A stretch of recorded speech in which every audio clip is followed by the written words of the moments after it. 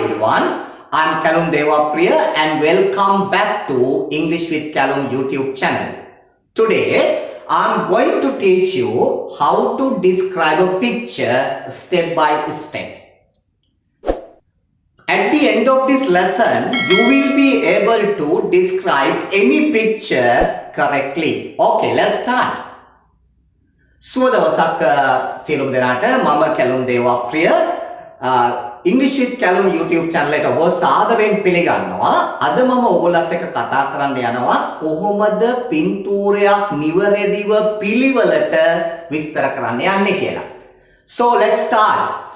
So when we are going to describe a picture, what will help you? පින්තූරයක් විස්තර කරන්න යනකොට ඔබට මොනවද උදව් වෙන්නේ?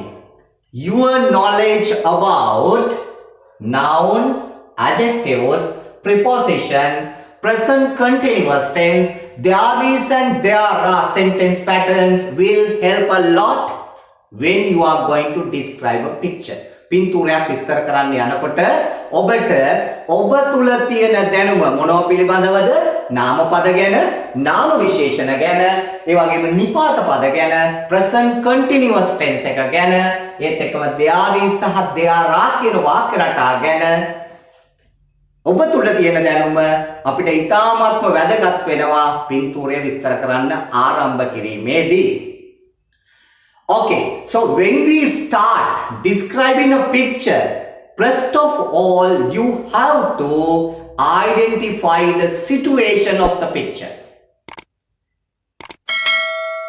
ඒ කියන්නේ ඔබ පින්තූරයක් විස්තර කරන්න යනකොට ඔබ මුලින්ම කරන්න ඕන දේ තමයි පින්තූරය අඳුරගන්න එක. මේ පින්තූරේ කොහේ එකක්ද? මේක පන්ති කාමරයක පින්තූරයක්ද? මේක කුඹුරක පින්තූරයක්ද? මේක නගරයක පින්තූරයක්ද? මේක එහෙම නැත්නම් පොලක පින්තූරයක්ද? අන්න එහෙම කියලා ඔබ පින්තූරය හොඳින් අවබෝධ කරගන්න ඕන. මෙන්න මේව ඔබ පින්තූරය අවබෝධ කරගත්තට පස්සේ මෙන්න මේ පින්තූරෙන් කියන්නේ මෙන්න මේ තැනක් කියන එක අපි කියන්න ඕනේ as the first sentence පළවෙනි වාක්‍ය විදිහට අපි පින්තූරය අඳුන්වන්න යනවා. එහෙමනම් අපි මෙන්න මේ දේ කරන්න පින්තූරයක් අඳුන්වන්න යන්න භාවිතා කරන්න පුළුවන් ප්‍රධාන වාක්‍ය රටා තුනක් තියෙනවා දරුවනේ. ඒ තමයි අපිට පුළුවන් පින්තූරය විස්තර කරන්න යන්න කොහමද? එකක් තමයි this is a picture of කියන වාක්‍ය රටාව පාවිච්චි කරලා අපිට පුළුවන් පින්තූරයක් විස්තර කරන්න යන්න. මේක පින්තූරයක්. This is a picture of a අපි හිතමු මේක පන්ති කාමරයක පින්තූරයක්. This is a picture of a classroom. This is a picture of a paddy field. This is a picture of a playground. මෙන්න මේ ආකාරයට මේක පන්ති කාමරයක පින්තූරයක්, මේක කුඹුරක පින්තූරයක්, එහෙම නැත්නම් මේක ශ්‍රමදාන කැම්පේන් එකක පින්තූරයක් කියලා අපිට එනම් this is a picture of a කියලා අපිට පින්තූරයේ තියෙන ස්ථානය ගැන කියන්න පුළුවන්. එහෙම නැතිනම් දරුවනේ තවත් විදිහක් තියෙනවා අපිට ඕක කියන්න පළවෙනි වාක්‍යයේ විදිහට පින්තූරයක් අඳුන්වන්න යනකොට. ඒ තමා this picture shows කියන වාක්‍ය රටාව. This picture shows. එතන මේ this picture shows කියලා කියන්නේ මේ පින්තූරයෙන් පෙන්වන්නේ කියන අර්ථය තමයි තියෙන්නේ. එහෙනම් අපිට කියන්න පුළුවන් මේ පින්තූරයෙන් පෙන්වන්නේ පන්ති කාමරයක්. එතනදී අපි කියනවා එහෙනම් this picture shows a classroom. This picture shows a paddy field. This picture shows a fair. මෙන්න මේ ආකාරයට අපිට පුළුවන් ඒ කියන වාක්‍ය රටාවත් පළවෙනි වාක්‍ය විදිහට පින්තූරයක් විස්තර කරන්න යනකොට භාවිතා කරන්න. අපි හිතමු ඔය දෙකම අපි පාවිච්චි කරන්නේ නැහැ කියලා. එහෙමනම් අපිට මොකද පාවිච්චි කරන්න පුළුවන්? එහෙමනම් අපිට පාවිච්චි කරන්න පුළුවන් දරුවනේ මොකද්ද වාක්‍ය රටාව? In this picture I can see. මොකද්ද? in this picture I can see. මේ පින්තූරේ මට පේනවා පන්ති කාමරයක්. එහෙනම් in this picture I can see a classroom. මේ පින්තූරේ මට පේනවා කුඹුරක්.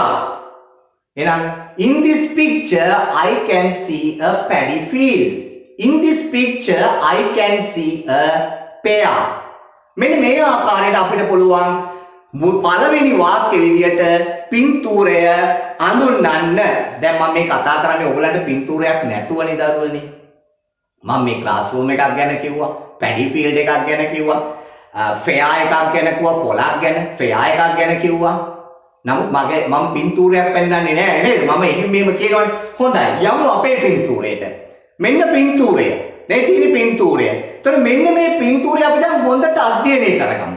දැන් බලමු මේ පින්තූරේ සිටුේෂන් එක මොකක්ද කියලා අර කියපු වාක්‍ය වලින් අපිට කියන්න පුළුවන්ද කියලා. මේ පින්තූරේ බැලුවාම මෙන්න අපි දැන් විස්තර කරන්න යන පින්තූරය මේ පින්තූරේ අපිට කියන්න පුළුවන් අර කියපු වාක්‍ය රටා තුනම පාවිච්චි කරලා මෙන්න මේ ආකාරයට. අපේ පළවෙනි වාක්‍ය රටාව this is a picture of a. එහෙනම් මේ තියෙන්නේ පාක් එකක පින්තූරයක්. එහෙනම් අපි කියනවා this is a picture of a park. This is a picture of a park. අපේ දෙවෙනි වාක්‍ය රටාව මොකද අපේ දෙවෙනි වාක්‍ය රටාව this picture shows a park. අන්න දෙවෙනි වාක්‍ය රටාව. එහෙනම් අපි කොහේ දෙකම පාවිච්චි කරන්නේ නැත්නම් පාවිච්චි කරන්න පුළුවන් කියලා in this picture I can see a park. In this picture I can see a park. ඔය විදිහට ඔය වාක්‍ය රටා තුනෙන් පුතේ කැමැති වාක්‍යයක් පින්තූරයක් විස්තර කරන්න යනකොට පළවෙනි පින්තූරයේ විදිහට පින්තූරය අඳුන්වන්න භාවිතා කරන්න. When we go to the next step අපි ඊළඟ පියවරට යනකොට අපිට පුළුවන් පුතේ යම් ස්ථානයක් අපිට දීලා තියෙන පින්තූරේ ඉන්න අය ගැන තිබෙන දේවල් ගැන අපිට විස්තර කරන්න. ඒ කියන්නේ නම් අපි මේ විස්තර කරන්න යන්නේ මොනවද? නාමපද. මේ පින්තූරේ අපිට පේන නාමපද ගැන අපි විස්තර කරන්න යන්න ඕන මුලින්ම. එතකොට මේ පින්තූරේ people මිනිස්සු ඉන්න පුළුවන්. එහෙම නැත්නම් object වස්තුන් තියෙන්න පුළුවන්. animals ලා ඉන්න පුළුවන්.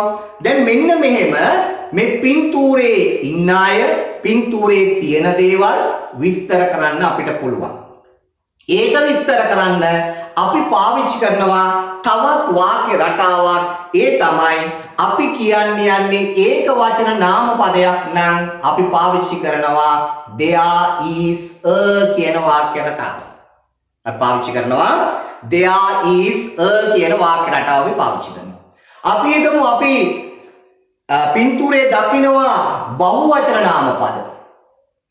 පුද්ගලයෝ, වස්තුන්, සතුන්. අන්න ඒ වගේ අවස්ථාවක අපිට පාවිච්චි කරන්න පුළුවන් there are කියන වාක්‍ය රටාව. ඔය දෙකම අපි පාවිච්චි කරන්න පුළුවන් නම් අපිට ඒක කියන්න පුළුවන් I can see මට පේනවා මට දකින්න පුළුවන් කියලා ඒක වචන නාම පදයක් හෝ බහුවචන නාම පදයක් දෙකම මේ වාක්‍ය රටාවත් එක්ක පාවිච්චි කරන්න අපිට පුළුවන්. දැන් අපි බැලුවොත් එහෙම අපි අර පළවෙනිම කතා කරේ ක්ලාස්රූම් එක. එතකොට මේ ක්ලාස්රූම් එක ගැන කිව්වම පුතේ ඒකේ ඉන්නවා ටීචර් කෙනෙක්. එහෙනම් අපිට කියන්න පුළුවන් there is a teacher in the classroom. There is a teacher in the classroom. අපි හිතමු කුඹුර ගැන කතා කරන්න යනවා කියලා. කුඹුරේ ඉන්නවා එළ දෙනුම් දෙන්නේ. එහෙනම් අපි කියනවා there are two cows in the paddy field කියලා. දැන් මෙන්න මේ ආකාරයට අපිට පුළුවන් පින්තූරේ ඉන්න අය තිබෙන දේවල් විස්තර කරන්න. හොඳයි. දැන් අපි බලමු අපේ පින්තූරය දිහා. අපේ පින්තූරේ ඉන්නේ කවුද? තියෙන්නේ මොනවද කියලා අපි බලමු. මුලින්ම අපි මේ පින්තූරේ තියෙන නාමපද මොනවද කියලා අඳුනගමු. බලමු පින්තූරේ දිහා. මේ පින්තූරේ දිහා බැලුවම අපිට පේනවා පුතේ මේ පාක් එකේ තියෙනවා ඔන්චිල්ලාවක්. ස්විං එකක් තියෙනවා. ඒ වගේම මේකේ ස්ලයිඩ් එකක් තියෙනවා. ලිස්සන බෝඩ්ටුවක් තියෙනවා. ඒ වගේම මේ පින්තූරේ අපිට පේනවා මිනිහෙක් ඉන්නවා. බල්ලෙක් ඉන්නවා. ඩොග්. තනකොළ, grass, trees, squirrel ලේනෙක් ඉන්නවා. kidsලා පොඩි ළමයි ඉන්නවා. swimming pool එකක් තියෙනවා. පීනුම් තටාකයක් තියෙනවා. boysලා ඉන්නවා. girlsලා ඉන්නවා. balls තියෙනවා. මෙන්න එහෙනම් අපි මෙතනදී පුද්ගලයෝ ගැන, වස්තුන් ගැන, සතුන් ගැන අපි අඳුරගත්ත මේ පින්තූරේ ඉන්න. දැන් අපිට පුළුවනි මෙන්න මේ කියන පුද්ගලයෝ ගැන, මේ කියන වස්තුන් ගැන පුතේ විස්තර කරන්න අර අපි කතා කරපු වාක්‍ය රටා පාවිච්චි කරලා. මොකද්ද? there is a කියන එක ඒක වචන නාම පද සඳහා, there are කියන එක බහු වචන නාම පද සඳහා, ඒ වගේම I can see කියන එක both singular and plural nouns.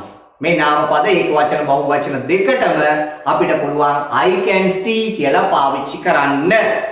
එතකොට මෙතනදී අපි දැන් බලමු අපි කොහොමද කියන්නේ අපේ පින්තූරේ ඉන්න අය තියෙන අය කියලා අපි අර වාක්‍ය රටාව වලින් බලන්න පින්තූරේ දිහා. එහෙනම් මේ පින්තූරේ දිහා බලමු අපිට පේනවා මෙන්න මේ ආකාරයේ වාක්‍ය අපිට කියන්න පුළුවන්. ඒ මොනවද? there is a swing. ඔන්චිලාවක් තියෙනවා. there is a swimming pool. පීනුම් තටාකයක් තියෙනවා. there is a chocolate seller. there is a chocolate seller. chocolate විකුණන කෙනෙකුත් ඉන්නවා එතන වෙලෙන්නේ. අපි බහුවචනය ගැන කතා කරොත්, ගොඩක් ගැන කතා කරොත් අපිට කියන්න පුළුවන් there are two kids. පුංචි දරුවෝ දෙන්නෙක් ඉන්නවා. there are girls and boys. පිරිමි ළමයි ඉන්නවා, ගෑනු ළමයි ඉන්නවා. ඒත් එකම අපි අර තුන්වෙනිට කියපු වාක්‍ය රටාව අපිට එතනදි කියන්න පුළුවන් I can see a dog. ඒ වගේම අපිට කියන්න පුළුවන් I can see a squirrel. මෙන්න මේ ආකාරයට අපිට පුළුවන් මෙන්න මේ පින්තූරේ ඉන්න අය ගැන, තිබෙන දේවල් ගැන වාක්‍ය පාවිච්චි කරන්න ඒ විදිහට අපිට පාවිච්චි කරන්න පුළුවනි. ඊළඟට අපි ගත්තාම ඊළඟ ස්ටෙප් එක විදිහට පින්තූරයක් විස්තර කරන්න යනකොට අපි බලන්න ඕනේ පුතේ prepositions ගැන. නිපාත පද. පින්තූරයට අදාළව අපිට පාවිච්චි කරන්න පුළුවන් නිපාත පද ගැන අපි බලන්න ඕනේ. ඒකෙදි මම දැන් මෙතනදී ඔයගලන්ට නිපාත පද කියන්නේ මොනවද කියන එක කියන්න යන්නේ නැහැ. අපි ඒ ගැන කතා කරමු තවත් මෙවැනිම වීඩියෝ එකකින් නිපාත පද ගැන වෙනම කතා කරමු. ඒතකොට නිපාත පදයක් අපි පාවිච්චි කරන්නේ ඩිරෙක්ෂන් එකක්, ප්ලේස් එකක් ගැන ප්‍රකාශ කරන්න. එහෙනම් මෙතනදී අපි ඒ ගැන කතා කරන්න යන්නේ. එතනදී අපිට පුළුවන් ඔය in කියන ප්‍රපෝෂන් එක, on කියන ප්‍රපෝෂන් එක, near, at, on, under, between, among, next, down, after මෙන්න මේ වගේ preposition පාවිච්චි කරලා අපිට පුළුවන් වාක්‍ය ගොඩනගන්න. අර අපි ඉස්සෙල්ලා කිව්වේ there are two kids in the swimming pool කියලා. අන්න in the swimming pool. There is a girl on the swing.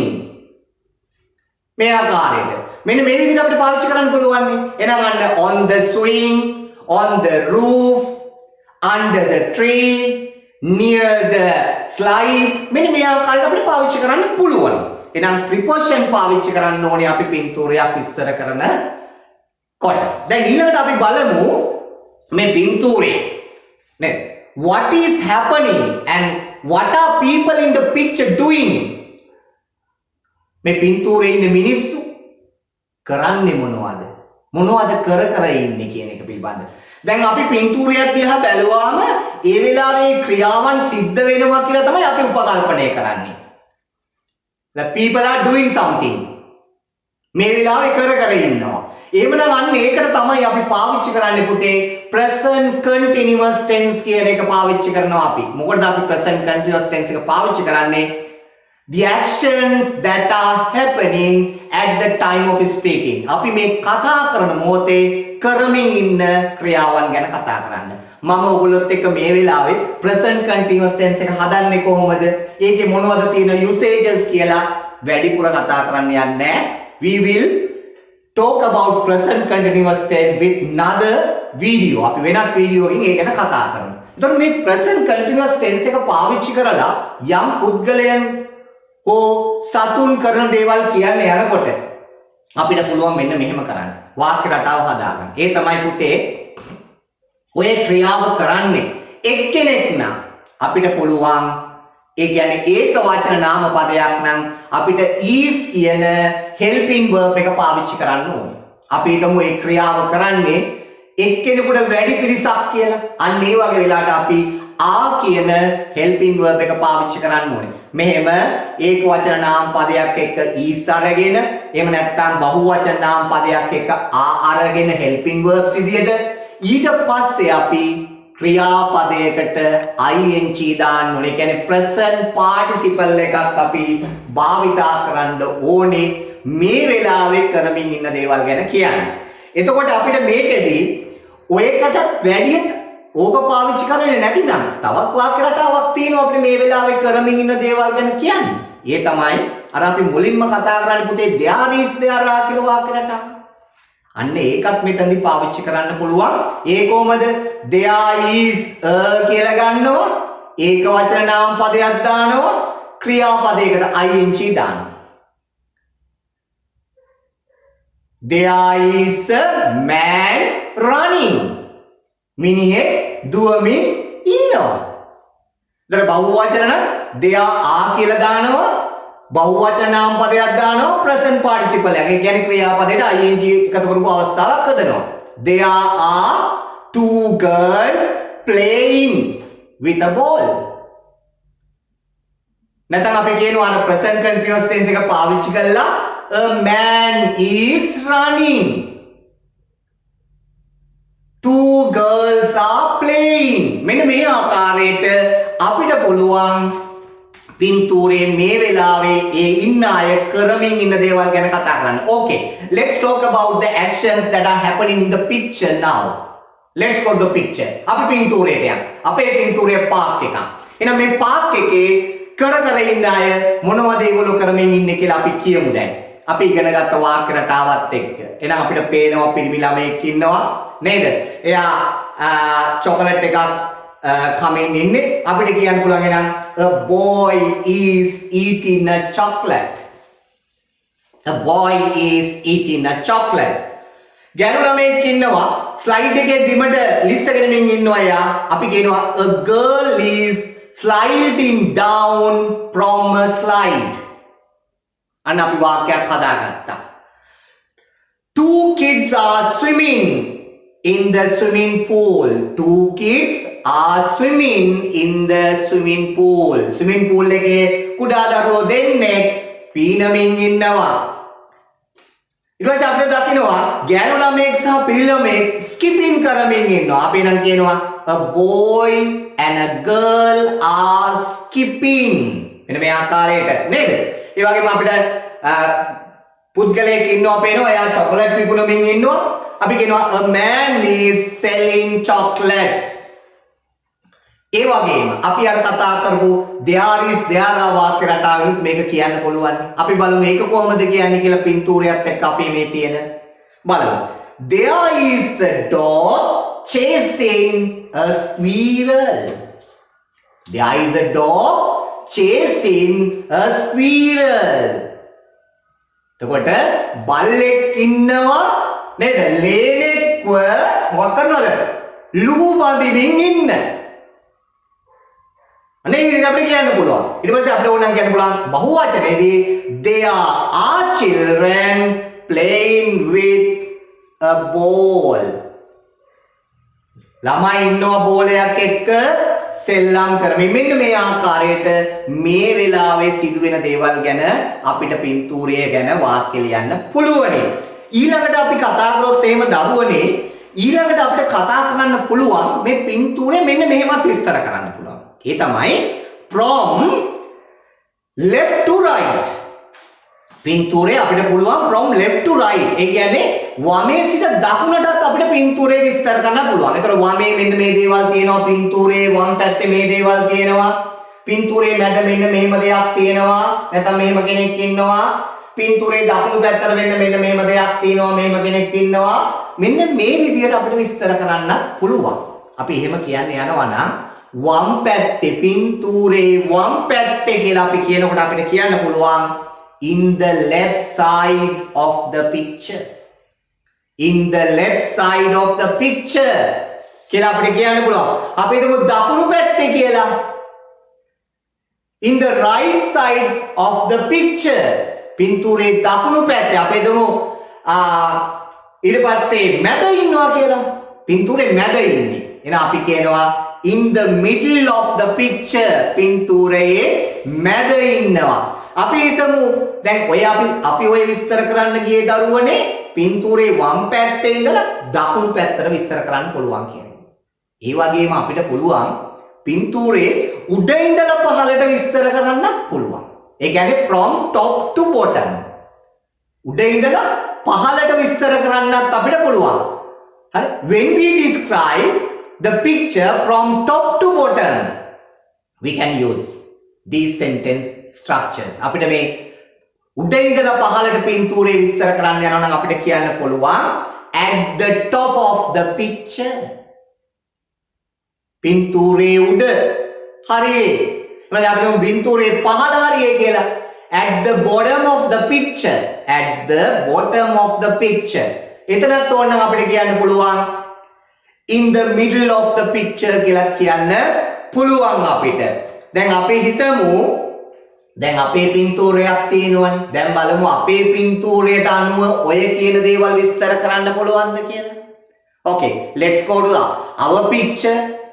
Right. See here, in the left side of the picture, there is a big tree.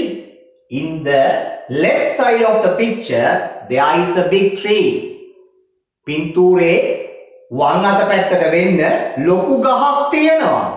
In the right side of the picture, there is a play slide. පින්තූරේ දකුණු පැත්තට වෙන්න play slide එකක් තියෙනවා. ඒත් එකම අපි කතා කරොත් එහෙම පින්තූරේ මැද ගැන කිව්වොත් එහෙම in the middle of the picture I can see a swimming pool. In the middle of the picture I can see a swimming pool. මෙන්න මේ ආකාරයට දරුවනේ අපිට පුළුවන් ඊටාම නිවැරදිව පින්තූරයක් විස්තර කරන්න. අපිට වාක්‍ය 5යි පින්තූරයක් ගැන ලියන්න තියෙන්නේ. ඒ නිසා අපි කතා කරපු වාක්‍ය වලින් විවිධාකාරයේ වාක්‍යයන් 5ක් එන විදියට අපි පින්තූරය විස්තර කරමු සරලව, නිවැරදිව සහ පැහැදිලිව. එතකොට අපිට ඒ පින්තූරය විස්තර කිරීමෙන් ගන්න පුළුවන් උපරිම ලකුණු ටික ගන්න පුළුවන්. එහෙනම් මෙන්න මේ ආකාරයට ඔයගොල්ලෝ උත්සාහ කරන්න ඕනම පින්තූරයක් අරගෙන ඒ පින්තූරය විස්තර කරන්න. නැවත මේ වීඩියෝ එක බලන්න. ඒ වීඩියෝ එක නැවත බලලා ඔබ ප්‍රැක්ටිස් කරන්න පින්තූරයක් අරගෙන මම මෙන්න මේ විදිහට මේ පින්තූරය විස්තර කරනවා කියලා. හොඳයි. එහෙමනම් ඔබට මේ වීඩියෝ එක වැදගත් කියලා හිතුණා නම් English with Callum කියන YouTube channel එක subscribe කරන්න කියලා ඉතාල ඌමනාවෙන් ඔබෙන් ඉල්ලා සිටිනවා. එහෙනම් අපි නැවත වතාවක් let's meet again with another interesting video. අපි තවත් හොඳ වීඩියෝ එකකින් නැවත හමු වෙමු. Thank you for watching.